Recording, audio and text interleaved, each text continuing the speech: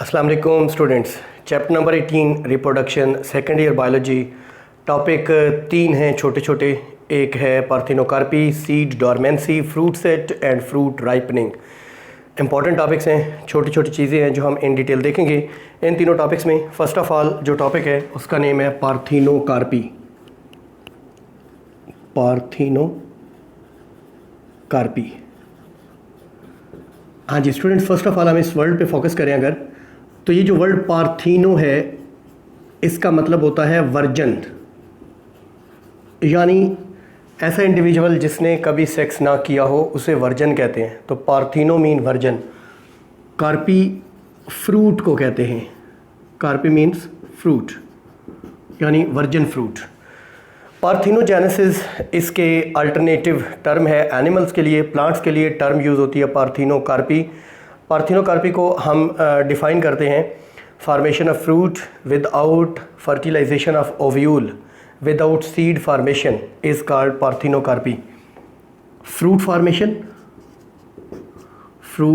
Formation without fertilisation of ovule.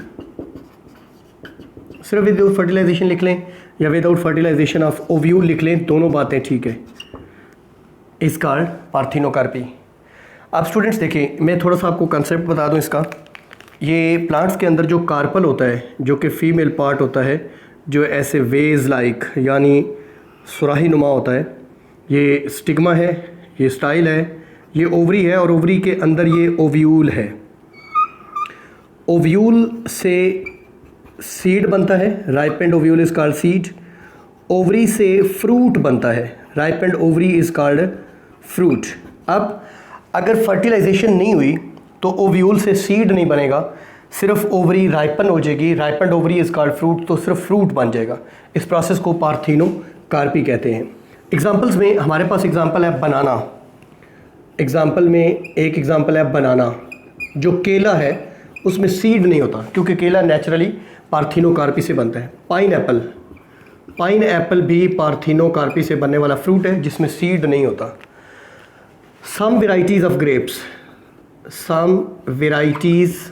हमारी book में लिखा है some varieties of grapes and orange, ये भी नेचुरली पार्थिनोकार्पी करते हैं। ग्रेप्स कुछ हैं जिनमें सीड होता है, कुछ ग्रेप्स हैं, कुछ वेराइटीज़ हैं जिनमें सीड नहीं होता। सीडलेस जो फ्रूट्स हैं ये पार्थिनोकार्पी से बनते हैं।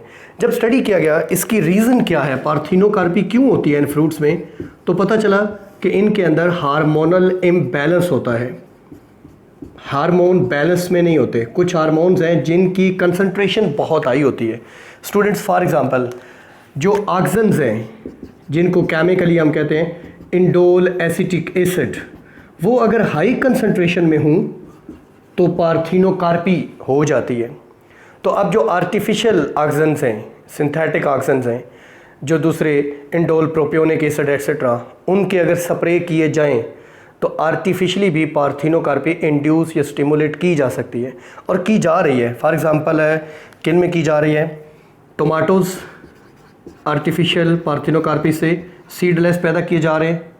इसी तरीके से पेपर जो मिर्च है वो भी बिना सीड के पार्थिनोकार्पी के प्रोसेस से पैदा की जा रही है। तो स्टूडेंट्स पार्थिनोकार्पी क्या है, इसकी एग्जांपल्स क्या हैं, यानी नेचुरल पार्थिनोकार्पी, आर्टिफिशियल कैसे की जा सकती है, इसकी रीज़न क्या है, हमने इस टॉपिक में ये देखा। नेक्स्ट स्टूडेंट्स जो टॉपिक है वो है seed dormancy. Seed dormancy. Dormancy लफ्ज़ का मतलब होता है इनएक्टिविटी। अगर मैं उर्दू में इसे ट्रांसलेट करूं तो इसको कहते हैं ख्वाबीदगी, सो जाना, ख्वाब में चले जाना, इनएक्टिव हो जाना। सीड्स जैसे गंदम है, चावल है, मकई है, जब इनके सीड्स हम हार्वेस्ट कर लेते हैं, अलग कर लेते हैं, तो ये एक सीज़न के लिए डॉर्मेंट हो जाते हैं। नेक्स्ट इनका जब कल्टीवेशन का सीज़न आता है, काश्तकारी का सीज़न आता है, इनको दोबारा कल्टीवेट किया जाता है तो ये जर्मिनेट करते हैं। इस दौरान में ये डॉर्मेंट रहते हैं, ये इनएक्टिव रहते हैं, इसको सीड डॉर्मेंसी कहते हैं। ये मुफीद है, कैसे वो हम देखते हैं। सीड डॉर्मेंसी को हम डिफ़ाइन कैसे करेंगे, देखिए स्टूडेंट्स, सीड डॉर्मेंसी को हम डिफ़ाइन करेंगे special condition of rest. This is special condition of rest due to unfavorable environmental due to unfavorable environmental conditions. Environmental conditions अगर अनफेवरेबल है, आप कहेंगे मसलन कौन सी कंडीशंस अनफेवरेबल है? जैसे अनफेवरेबल कंडीशंस में हमारे पास एग्जांपल हो सकती है स्कार्सिटी ऑफ वाटर, पानी स्कार्स है, पानी कम है, पानी की दस्तयाबी नहीं है, तो इस दौरान अगर वो सीड जर्मिनेट करेगा तो उससे सीडलिंग या उससे मुकम्मल प्लांट बनने के लिए जो वाटर रिक्वायर है वो नहीं मिलेगा। दूसरी बात, लो टेम्परेचर है, वो टेम्परेचर जो प्लांट की जर्मिनेशन के लिए बेहतर नहीं है, ऑप्टिमम नहीं है, उन एंजाइम्स के लिए ऑप्टिमम नहीं है, तो ये है अनफेवरेबल कंडीशंस।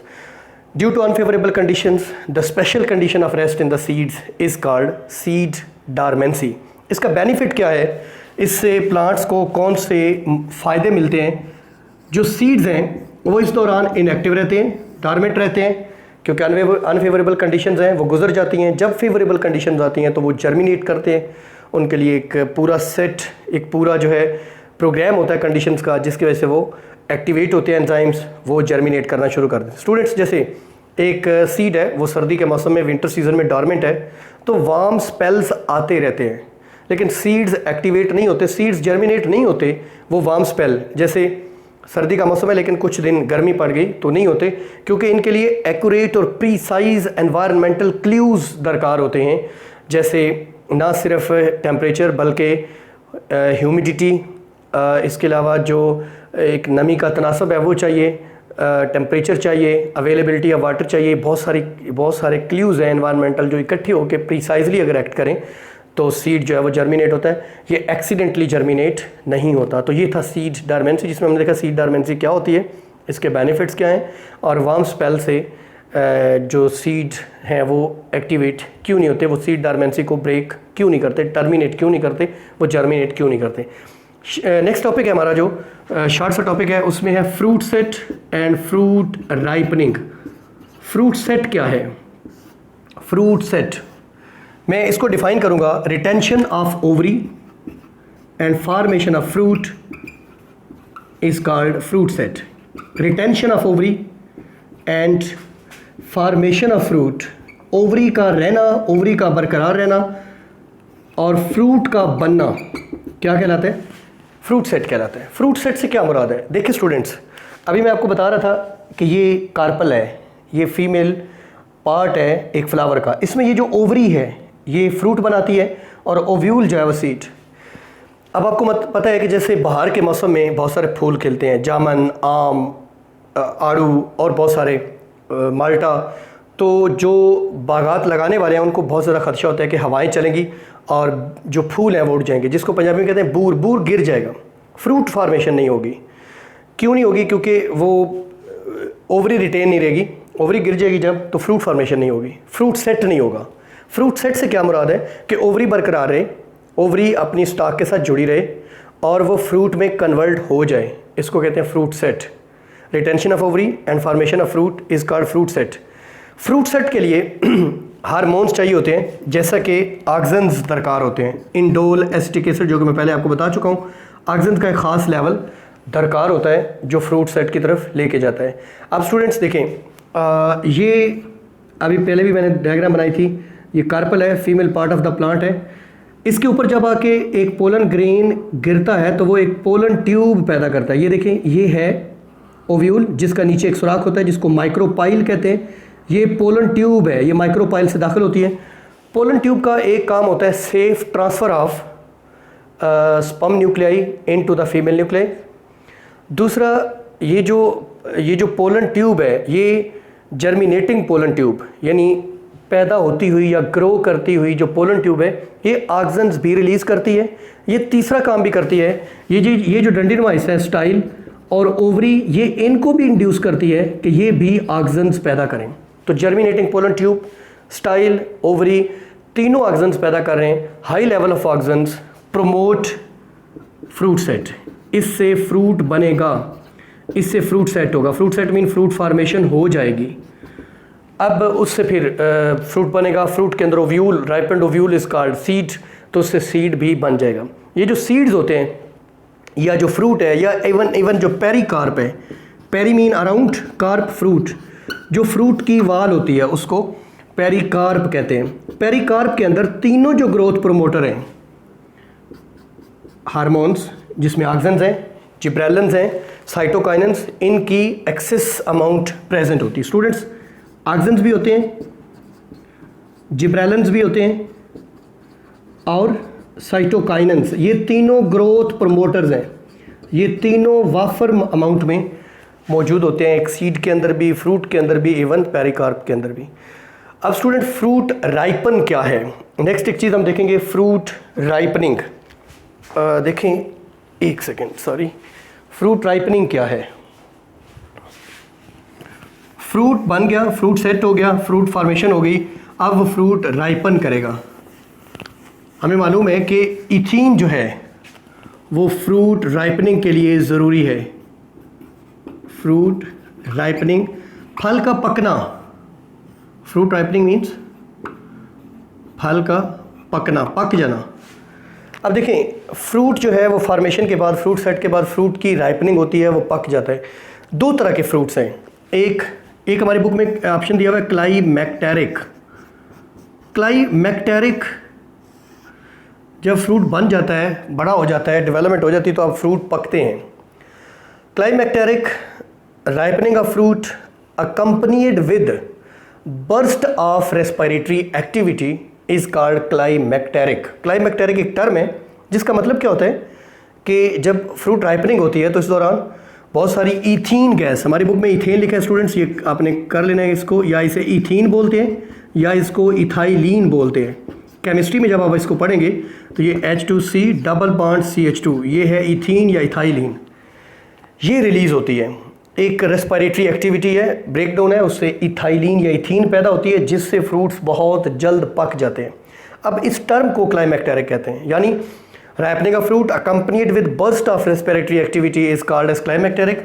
मैं कहता हूँ फ्रूट्स दो तरह के हैं इस टर्म के लिहाज से, एक हैं क्लाइमेक्टेरिक फ्रूट्स, क्लाइमेक्टेरिक फ्रूट्स, और दूसरे हैं नॉन क्लाइमेक्टेरिक फ्रूट्स।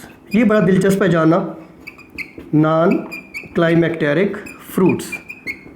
अब स्टूडेंट्स, जो हमारे पास दो एग्जांपल्स हैं, एक बनाना, केला जो है, एक मेलन, खरबूजा जो होता है। कहा जाता है कि खरबूजे के बाग में एक खरबूजा जब पक जाता है तो 24 या 48 आवर्स के अंदर अंदर पूरे का पूरा जो खेत है खरबूजे का वो पक जाता है। सेम बनाना, ये केले के जो एक वो चक्कर होता है, एक केला जब पक जाए तो विद इन 1 डे सारे के सारे केले पक जाते हैं। होता क्या है बेसिकली, जब एक केला या एक खरबूजा पका है तो वो इथीन रिलीज़ करता है। वो इथीन एक से साथ वाले दूसरे को पकाएगी, दूसरे से तीसरे वाले को पकाएगी, तीसरे से चौथे वाले को राइपन, तो सारे का सारा जो एरिया वो राइपन हो जाएगा। आप जब बाज़ार से ख़रीदते हैं केला ख़रीदें तो आप देखेंगे कि एक जो उसका क्लस्टर है उसके साथ सारे एक जितने पके हुए हैं, क्योंकि ये क्लाइमेक्टेरिक फ्रूट है। दूसरे होते हैं non climacteric fruit. Non climacteric में हमारे पास एग्जांपल है, ग्रेप्स की एग्जांपल है और बहुत सारी एग्जांपल्स हैं, पाइनएप्पल, ये जो होते हैं ये नॉन क्लाइमेक्टेरिक, इनमें इथाइलिन रिलीज़ नहीं होती, इसलिए ये एक साथ नहीं पकते। हम अगर ग्रेप्स का एक गुच्छा ख़रीदें, एक अंगूरों का गुच्छा ख़रीदें, तो मुमकिन है ऊपर से वो पका हो, नीचे से वो कच्चा हो, या नीचे से वो ख़राब हो चुका हो, यानी पहले से पका था, ज़्यादा पकने की वजह से वो ख़राब हो चुका है, और ऊपर जो है वो सही मौजूद है। तो इस लिहाज से हम फ्रूट्स की दो इकसाम हैं, एक क्लाइमेक्टेरिक फ्रूट्स जो एक साथ पकते हैं और एक नॉन क्लाइमेक्टेरिक फ्रूट्स जो एक साथ नहीं पकते। तो स्टूडेंट्स, ये थे हमारे 3 topics, parthenocarpy, seed dormancy, fruit set and fruit ripening. This is all about this topic.